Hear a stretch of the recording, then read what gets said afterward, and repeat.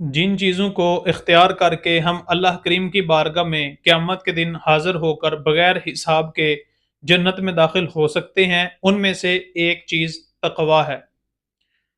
قرآن پاک میں ارشاد ہوتا ہے، اور جس دن ہم پرہیزگاروں کو رحمان کی طرف مہمان بنا کر لے جائیں گے۔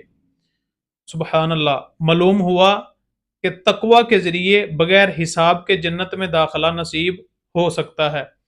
اور تصوف کی کتابوں میں یہ بات بیان کی گئی کہ دنیا کی تقسیم یہ آزمائش پر ہے، جبکہ آخرت کی تقسیم تقوی پر ہے۔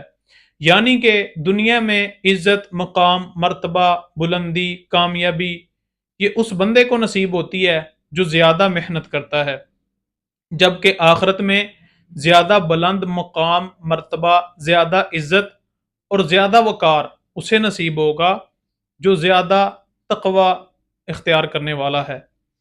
اچھا، تقوی ہے کیا؟ تقوی کسے کہتے ہیں؟ یہ چیز بھی سمجھ لیں۔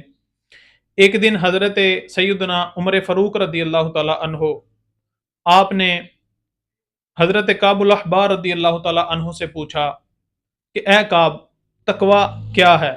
حضرت کعب نے پوچھا، امیر المؤمنین، کیا آپ کا کبھی ایسے راستے سے گزر ہوا جہاں کانٹے دار جھاڑیاں موجود ہوں؟ تو فاروق اعظم فرمانے لگے، ہاں بالکل، میں ایسے راستے سے گزرا۔ تو حضرت کعب نے پوچھا، پھر آپ ایسے راستے سے کس طرح گزرے؟ تو فاروق اعظم فرمانے لگے، میں کانٹوں سے بچتے ہوئے اپنے کپڑوں کو سمیٹے ہوئے چلتے چلتے گزر گیا۔ حضرت کعب نے فرمایا، ذالک التقوی، امیر المؤمنین، بس یہی تقوی ہے۔ اس کا مطلب یہ ہے کہ ہم اس دنیا میں آئے ہیں، اللہ پاک نے ہمیں پاکیزہ روح عطا فرمائی، پاک صاف دل عطا فرمایا۔ اب ہم اس دنیا سے گزر کر آخرت کی طرف بڑھ رہے ہیں، آخرت کی طرف چلتے جا رہے ہیں۔ یہ دنیا ایک راستہ ہے، اور اس راستے میں کانٹے دار جھاڑیاں موجود ہیں۔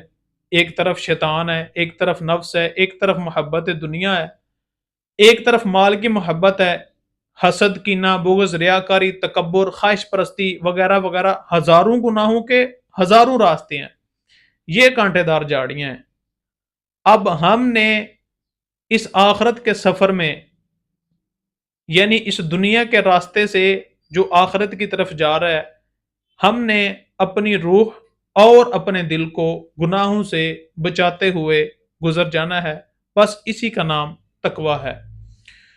قرآن پاک میں ارشاد فرمایا کہ جنت جو ہے وہ متقین کے لیے ہی تیار کی گئی ہے، یعنی جنت جو ہے وہ اہل تقوی کے لیے ہی تیار کی گئی ہے۔